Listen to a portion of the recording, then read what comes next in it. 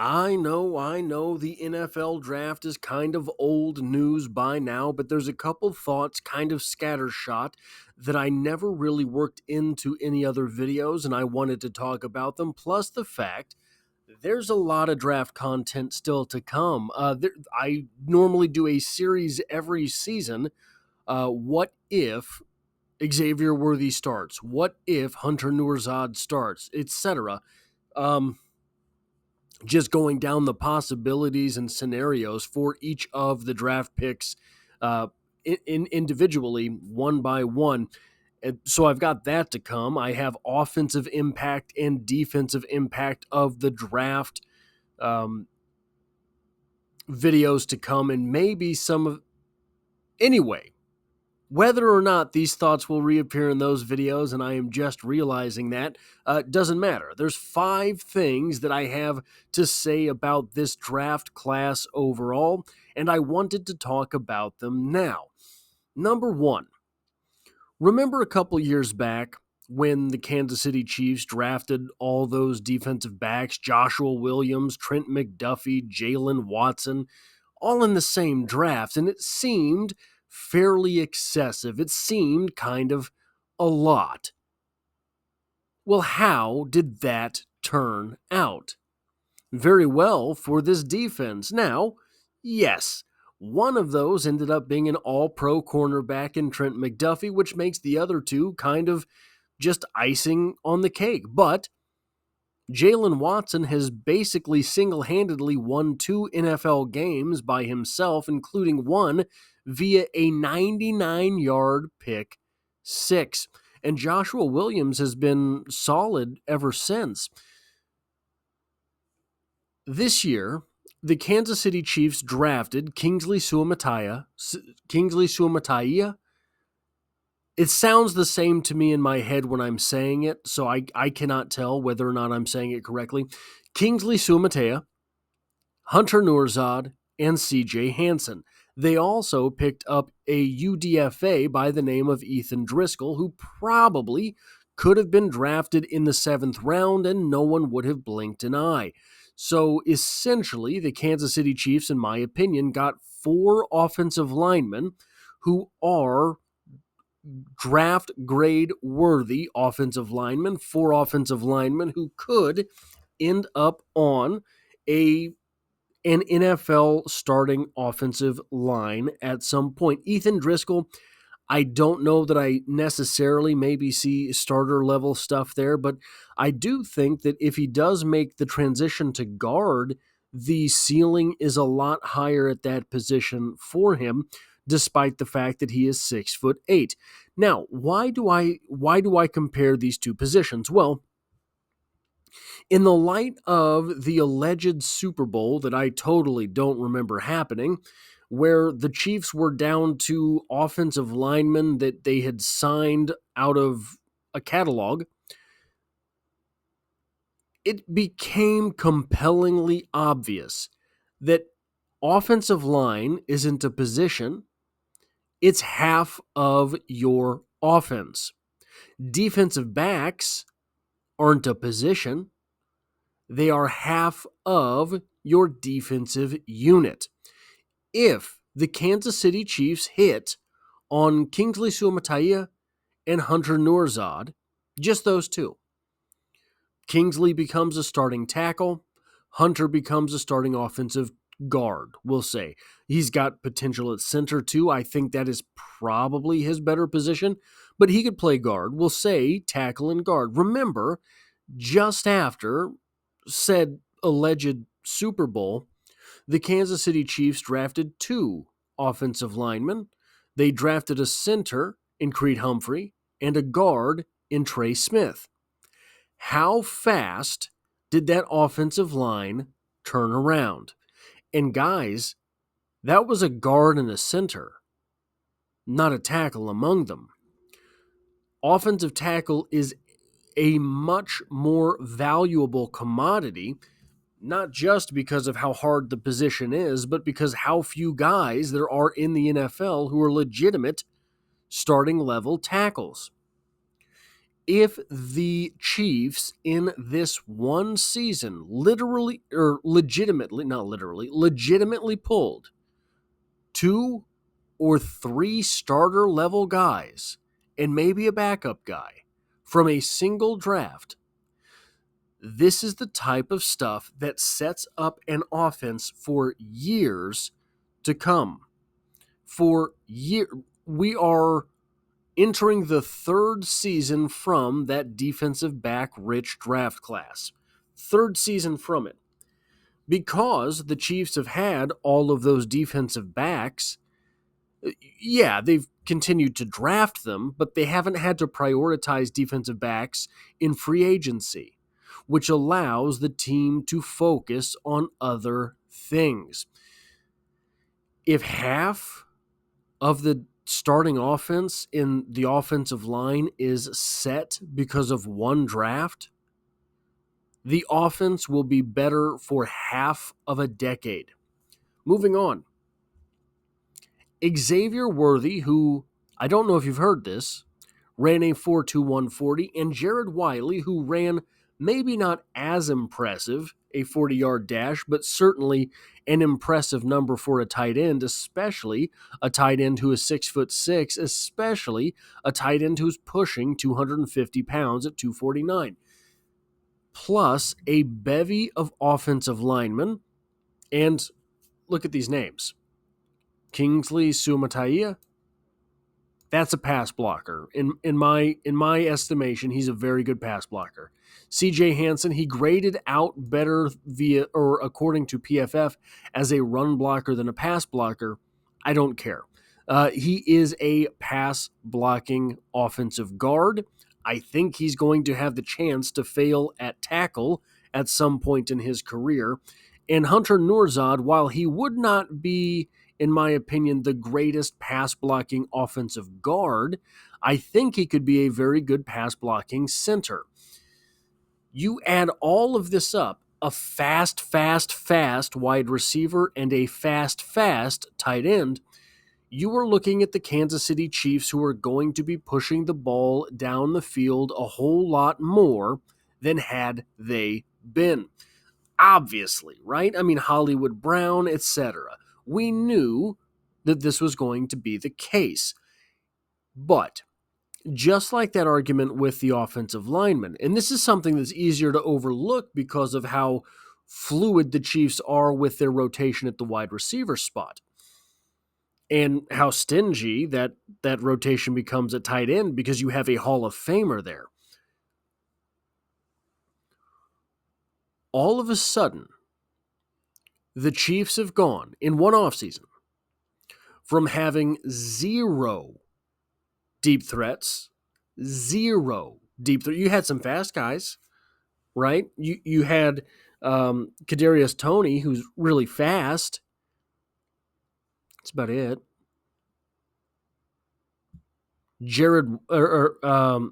Justin Watson ran a lot of deep routes. Not a whole lot of catches.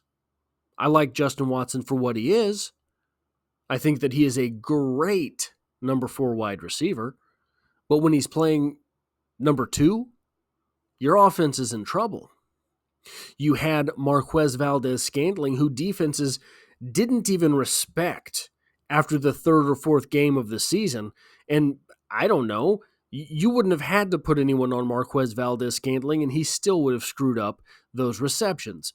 You go from that in one offseason, in an offseason where Patrick Mahomes had his lowest average per pass and highest completion percentage of his career, if I'm remembering this correctly, first or second in both of those categories, whatever the case, to an offense that has the fastest wide receiver that has ever been timed, a guy in Hollywood Brown that runs a 4.27, a guy in Jared Wiley who does have the type of speed that Travis Kelce used to, that Travis Kelce still does on occasion.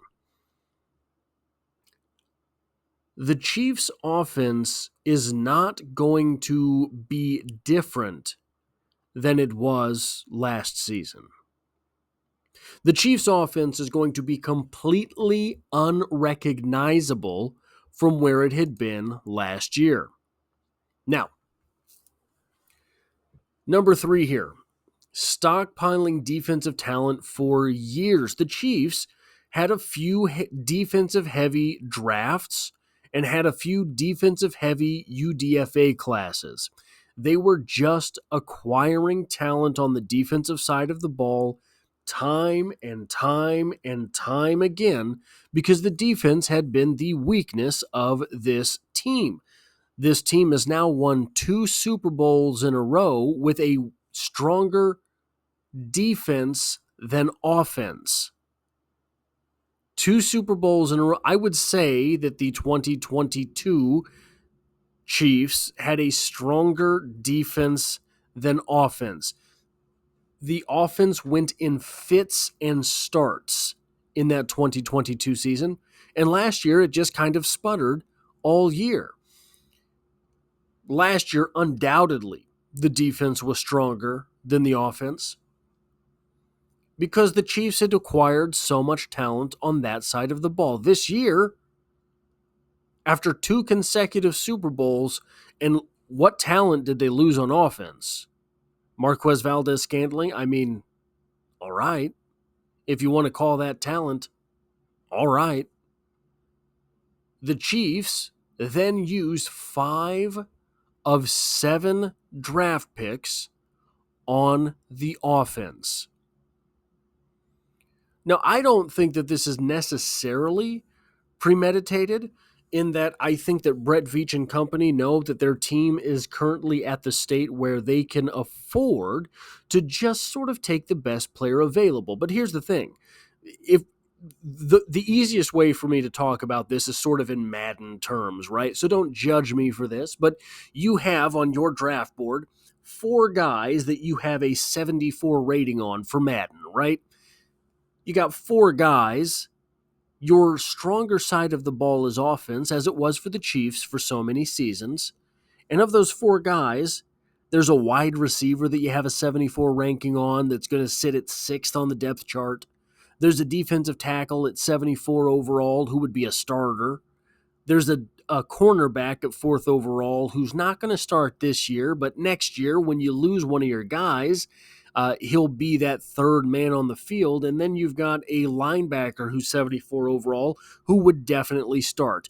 All of a sudden, the wide receiver would be 6th, the defensive tackle would start, the linebacker would start, the cornerback would be 3rd or 4th on the depth chart. At that point, the discussion becomes between your defensive tackle and your linebacker.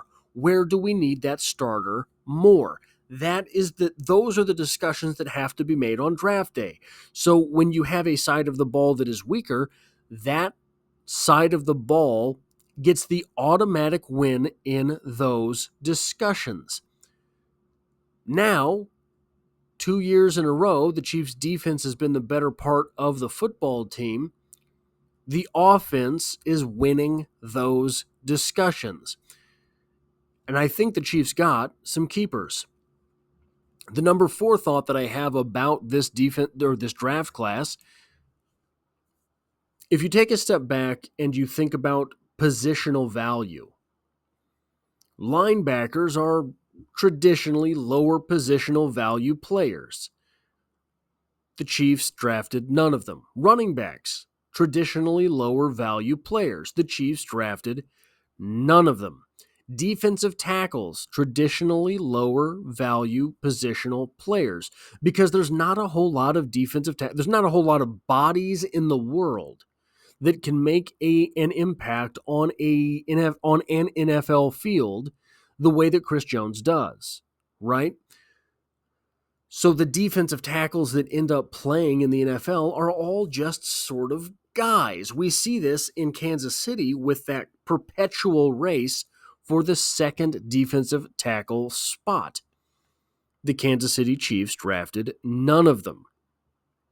Defensive tackle, by the way, in my opinion, just sort of judging by the way Brett Veach has done things in the past, defensive tackle is a position to watch for this upcoming draft because He's been burnt so many times. It seems, just as an outsider, that what happens is Brett Veach gets burnt and burnt and burnt and burnt at something.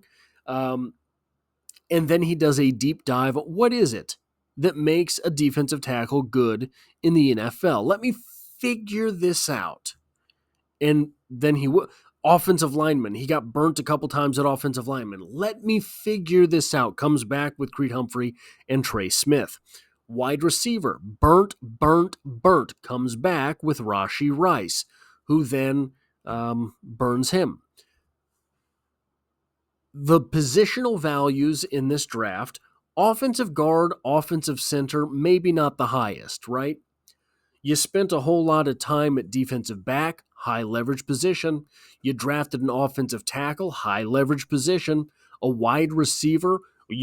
What have we seen these past, I guess it's been 3 off seasons now, since the debacle with the Cardinals, and I'm not going to remember the wide receiver's name from the Jaguars who signed with the Cardinals, or was it the opposite way around? I can't remember. Anyway, little guy ended up resetting the wide receiver market.